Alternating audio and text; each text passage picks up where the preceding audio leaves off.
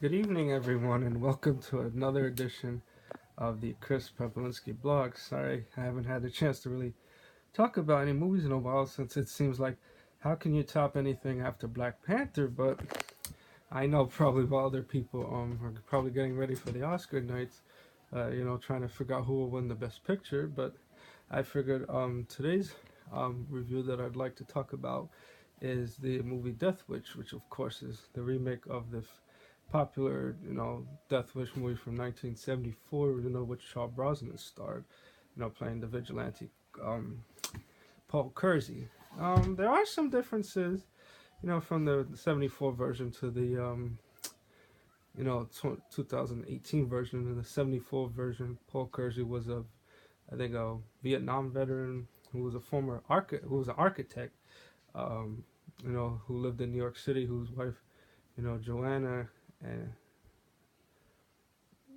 you know, and his daughter, and Carol, were brutally raped and things like that. So that's in that version. That's what caused him to make him become the vigilante. In the 2018 version, the Paul Kersey character is a doctor who's in Chicago, in Chicago, and of course in this case the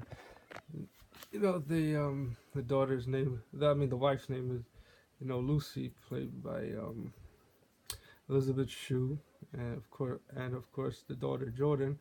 The character of Paul Kersey is taken over by Bruce Willis, and this happens to be his first theatrical role in about 5 years.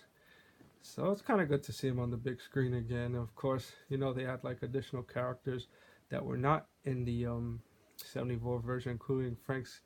I mean, sorry, Paul's younger brother Frank.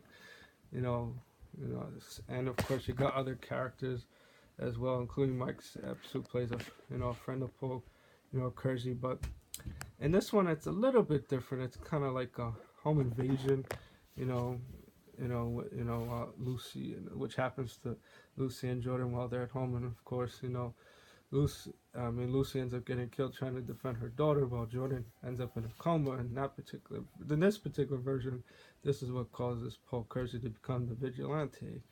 So it was kind of interesting to change the profession of the Paul Kersey character from the original movie and the location. I mean, some people probably think maybe Liam Neeson probably might have been a better fit, which was what one reviewer said. But I think Bruce Willis did a decent job in the role, since you're kind of used to seeing him as an action hero, but like in a different kind of sense, since he kind of starts off like like of course he's a good person and all, but then he kind of gets like fed up of like, why is it that the police aren't taking these murders and robberies seriously? So he figures rather than wait for the police to to solve the murder of his wife, he decides to take justice into his own hands, which was what his father-in-law Ben suggests for him to do. That sometimes you can't wait around for help, but sometimes you have to do it yourself. I mean, the way I would see it is, sometimes, of course, the particular message of the Death Wish movie, sometimes, you have to make the hard choices. Sometimes you have to, like, make matter into your, take matters into your own hands, even though sometimes, I guess, being your own judge, jury, and executioner isn't always, you know, the wisest decision, but sometimes you have to do that when the legal system is either so corrupt or so incompetent that sometimes the individual has to do what they feel is right. Would I say the Death Wish movie is better than the 74 version?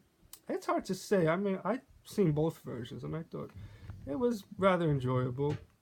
I mean, I don't know if it's something I would see over and over again, but I guess for fans, I guess, of the 74 original, they probably, well, of course, will say the 74 version was better, even though, of course, to the critics, they didn't really think it was all that great. But I would just say it's good escapist fun and things like that. So I just want to say to everyone, thanks again for watching, and of course I look forward to sharing my critique on the Best Picture wins for Oscars, which I look forward to talking about. Thank you.